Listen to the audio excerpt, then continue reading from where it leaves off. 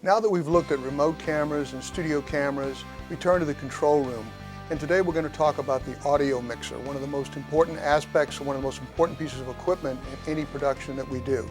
We're looking now at the Spirit FS16, a 16 input microphone mixer, and also not just microphones but also other pieces of audio equipment.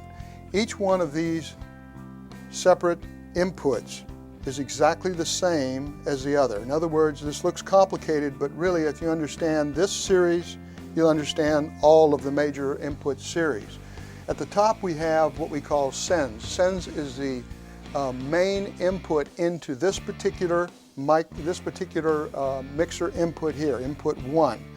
And that's followed by an equalizer. An equalizer changes the high levels, mid-range levels, and the low-level tones in whatever you're playing back. Then you also have some auxiliary outputs over here, and then we get down to the actual fading bar for this particular microphone or whatever source it is that you're playing. You can mute that. You can also assign it, which it normally is assigned to what we call mix and or to subs. An audio person, the one in charge of putting the audio together for the morning show, needs to be here at approximately 20 minutes before the show begins. The reason for this is that microphone levels have to be checked. Any kind of special audio for that day, whether it be a story or some other source that has to be played back, has to be set up ahead of time. You can't simply just walk in and start doing that. So before you figure out which music you're going to play, if you haven't done that already at home, you should be checking your microphones, make sure that they are at the proper level, that the batteries are operating, that everything is to go for the normal audio part of the show. Go ahead and bring up your mains, which are called mix here. And you will notice that there is also a button on each of these inputs that says mix, sub, mix, or solo. And normally you're going to have those pushed in to the mix setting. That's the main setting so that they're going out. What you will do, check each microphone separately. That means after you check one, you mute it, and then you check the next one. So for instance, mic 1, you would bring up, and as you get an appropriate level, you can mute that one, and then go on to mic 2, the appropriate level, mute that one, and so on and so on. You also have to set the level on your iPod playback. And if you notice here, we're going to show you what it looks like for playback. As I bring this up, bring the iPod playback up, you'll notice that we go from green lights to yellow lights to red lights. It should peak in the yellow lights. Peak in the yellow lights. If you never get out of the green, it's a little too low. If you go into the reds, you're going to get distortion and poorer audio. So once you've got these all set up and you've got everything muted or set up ready to go, the last thing you're going to check is the audio from computer playback for the intro.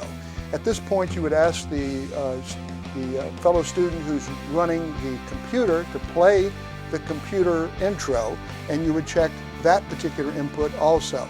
And then when that is done, you can mute it. You've already got the level preset here for the computer intro audio.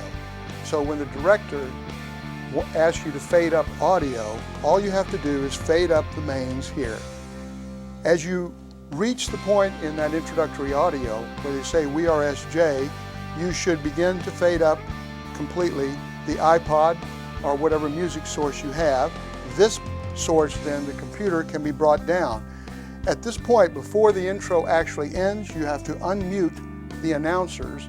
They should be live before the director actually goes to them. One thing that would be very good for you to do every morning, actually, because this job is a very focused job, is to ask the director and the person doing the playback on the computer to do a run-through. Just a 1 to 2 minute run-through can help you get the audio procedure, the sequence of audio, as precise as you possibly can.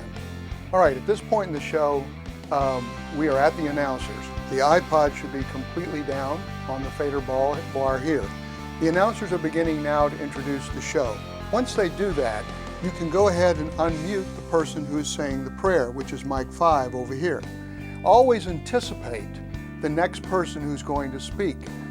Don't wait till the last minute and simply mute one group of guys and then unmute the next. because this quite often will lead to either a clipped word or perhaps the sense that you are behind with the flow of the show. The same thing goes when you go back to the announcers. Leave the audio up on the prayer guide. Make sure that the announcers are unmuted before the prayer is finished, so that when they start to give the announcements, it's just a smooth flow. After they start speaking, you can then mute the prayer guide. One of the things that you need to do as an audio person is to get used to the idea of what we call writing gain. This means essentially that quite often people who are not professionals will not maintain the same audio level throughout their presentation. So you have to watch the lights on the slider bar over here, and if, for instance, a person begins to speak too softly, you may have to bring up slightly the audio input on that person. Do it slowly. Do not jam it up or anything like that, but try to keep the level as even as you possibly can for that individual, for all the individuals, as it goes through. Also, remember to have your audio picked out ahead of time. You should not be picking out your song for the final extra on the show while they're reading announcements, for example. All of that should be done ahead of time. Make sure that you know the flow of the show, especially as it relates to the audio sequences you're going to use. The best thing to do is to talk to the director before the show begins, so you know exactly what comes after one thing that comes after the next thing. At this point in the show, we're also going to, you're probably going to be playing back a story. That quite often happens. You've already set the computer audio up at its preordained point. As the announcers are introducing the story, you can unmute that audio, and so it's ready to go the minute that the person in the computer room begins to play back. At the end of the story, you can then fade out the computer completely. You won't need it any longer in the show. As you do that, as you fade them out, actually before you fade them out, you should unmute the two announcers who should have been muted while the story is actually playing. The reason we mute and unmute like this is because we don't want the announcers to sneeze, cough on the air, or perhaps say something to their partner. They forget that their audio mic is live. We're back at the announcers, who now are probably signing off the show itself. As they sign off the show, you are going to be playing back audio as part of the extra or the end of the show. Make sure you bring that audio up slowly but surely as they are finishing their statement. In other words, the audience should be able to hear the music before they're finished. Once they're finished, the audio should be all the way up, and you should go ahead either mute or fade down the announcers. At the end of the show, as the director is beginning to fade to black, you should fade the mains on the audio mixer all the way down to nothing. The reason for this is that in case you forgot to mute or to fade down an audio source that is live, it simply kills everything. And so you won't have any audio at all going out. That's what you want at the end of the show. Also remember too, with the music that we use on SJET, the director has control of that technically, but quite often it's delegated to the audio person. There are basic rules. You've got to remember the audience. This is a Catholic high school. You cannot play music that is suggestive. You cannot play music that has foul language in it. And it is much better to choose a song that has none of this in it than it is to try and tiptoe around a song to find parts of it that don't have any of it in it. Don't be afraid to use the monitor headsets, which are right over here. You should use these whenever you're checking for levels. Quite often you can detect the fact that a microphone perhaps is weak, it'll be fuzzy sounding or scratchy, and we can change out the battery and change, by doing that, the quality of the audio during the show.